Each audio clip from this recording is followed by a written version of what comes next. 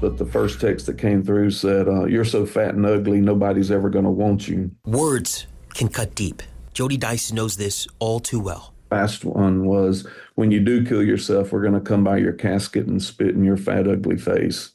These are actual messages sent online, not to Jody, but to his daughter Emily when she was 15. Before he ever saw the texts, he found his daughter passed out in a bathroom, attempting to overdose on pills. I did not know that she was being bullied online until the day that she tried to commit suicide. It was 2009 in Clark County, and Emily did survive. But 15 years later, social media's impact on teens is still affecting millions of families. The state of Mississippi is trying to fight the abuse of children online through House Bill 1126.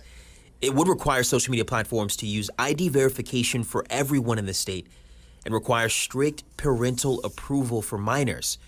It also requires sites to prevent and mitigate a minor's exposure to harmful material.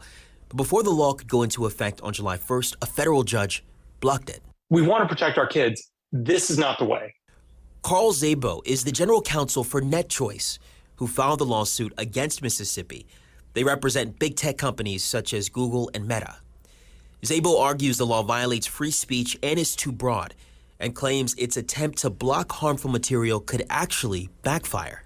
It would require websites to block content like Taylor Swift, Toby Keith, and any movie that involves some sort of illegal activity like, I don't know, National Treasure, where they steal the Declaration of Independence. Those are extreme examples, but that's the type of over-expansive nature of this law. But what does this law actually do? It applies to digital services, which it defines as sites that collect user data, uses profiles to sign in, and allows a user to create or post content. Think Facebook, Instagram, or even Etsy. But in theory, it would mean every single user in the state of Mississippi would have to put their ID directly into the platform to use it. Minors wouldn't have access unless their parents either sign a form, call a number, video chat directly with the company, or use a strict form of email verification. NetChoice argues putting your ID poses a number of risks, including more data collection and possible fraud. Just think about groups like Alcoholics Anonymous or Narcotics Anonymous, who sometimes meet not in the basement of some church, but they meet online for support. You couldn't have that if you have ID for the internet. Nearly a dozen different judges from across the country have said the same thing every time this is tried. This is a violation of the free speech rights of the citizens. This is massive data collection on citizens. Attorneys argue movies like The Goonies could be blocked because the iconic film features illegal trespassing. We asked if a PG-rated film like this could actually violate the law, but Szabo says his clients likely will not take the risk. If you want to comply with the law, and every single business does, that's the type of content that would have to be blocked.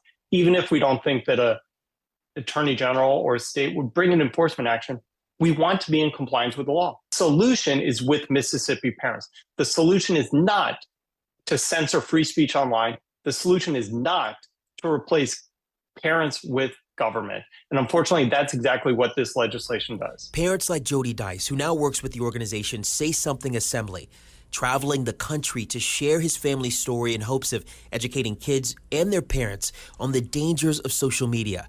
He says parents need to be proactive, but some kind of legislation is needed to prevent the nightmare his family lived through. We're one of the lucky ones and one of the few lucky ones that our kid survived the attempt. There's thousands of kids in the U.S. that commit suicide, and they do it just because of the words that are being spoken to them through social media.